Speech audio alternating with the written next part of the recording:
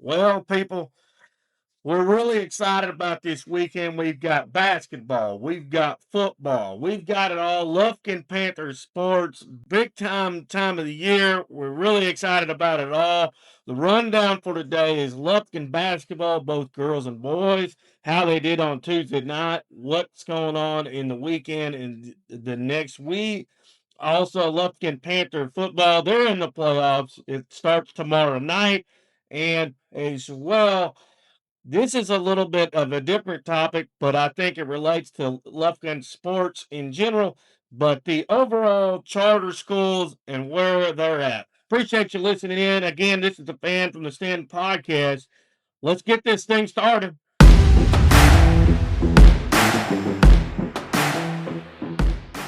Well, like I said, appreciate you coming on the podcast today. Let's get right to it. Lufkin basketball, how they did on Tuesday night. The girls dominated. They looked really good. I thought they played a complete game, both on both ends of the floor. Really showed how good they can be on the year. Really excited about this season going forward.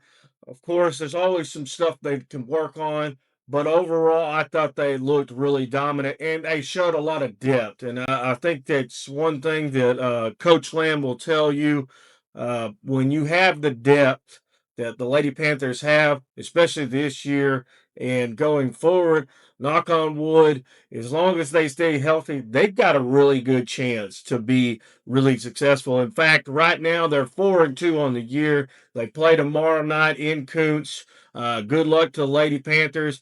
Really excited about this season. And then next week, they do the same. They'll be in the same hoop fest with the boys. So really on the up and up with the Lady Panthers. Now, the boys side of basketball, what can you say? Same thing, uh, year after year. But one thing that I will say from a fan's perspective, and Coach Bates and me talked about this a few years ago, games like Tuesday night, where, to be honest, they didn't play their best offensively. I thought they played pretty decent defensively, but overall didn't have the best offensive output, but still were able to beat a top 25 team in 6A in title legacy. So one thing that's different between now and a few years back is we probably wouldn't have won that game, or it'd have been a lot closer than we would have wanted. We don't want to lose that game, of course, as always, but just did what they needed to do. Sometimes you're not going to have the ball go in the hole as much as you want, but when you play defense and have the experience, the culture like the Lufkin Panthers do, it's a tribute to the whole coaching staff, like I said. So we still have some players playing football, which is exciting, but it's really exciting when we get every all those pieces back. But Lufkin football, what can you say? They played a dominant game on Saturday, really looked good. I thought that, and I talked to some people about this on Saturday. I thought it was probably one of their best outputs. I know I've talked about this. Houston wasn't they're no longer. Let's just call it like it is. But at the same time, I just thought they played a complete game. I thought from every facet on special teams, defense, the quarterback actually was pretty good for Houston. They had a couple of athletes, and the wide receiver really went up and got the ball for Houston, Westbury, but Lufkin played really dominant. I thought they did what they needed to do. The run game was really good, and I thought the offensive line played probably one of their better games of the year. So, really, when you talk about Lufkin football, they're playing good at the right time. So it should be exciting about last week. Now let's look ahead till tomorrow night. They play Pflugerville Weiss, and if you didn't know, Pflugerville Weiss at one point was in the top 10 in 5A. Really excited about tomorrow's game. We're going to have to come to play. I'm just going to be honest. This may be the best offensive team we played all year. I wouldn't say it's the best overall team because I think probably Port Arthur Memorial is probably the best overall team we played all year. But I just think we're going to play. If we're going to come play the way we should, we've got a good chance. I don't think Port Arthur, excuse me, I don't think Weiss has seen a team like us.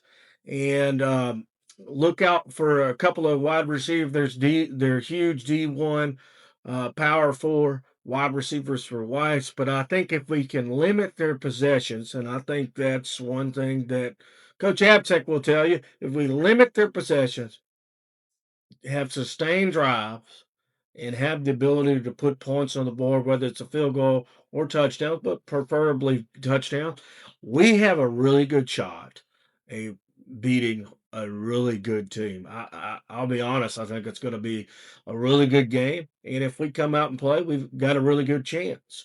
But like I said, it's going to be tough. If you can make it down there tomorrow night, it'll be at 7 o'clock at Wood Forest Bank Stadium. Please be there, be loud, cheer on the Lufkin Panthers to get a win over the Pflugerville Weiss. Now, again, as I mentioned earlier in the show, this is going to be a little bit different topic. It somewhat relates to the Panthers, but I just wanted to bring it up kind of briefly. But if you didn't know, charter schools and not necessarily PTA, but just overall in the state of Texas, I think it's become a problem because if you didn't know, a team called Oak Cliff Faith Family Academy out of Dallas uh, is in trouble in terms of they've been in trouble in the past with recruiting players. That's one of the reasons why they had to move specifically to private schools, and as well they should. If you can openly recruit as a charter school, why are you playing in the UIL? And that's my point.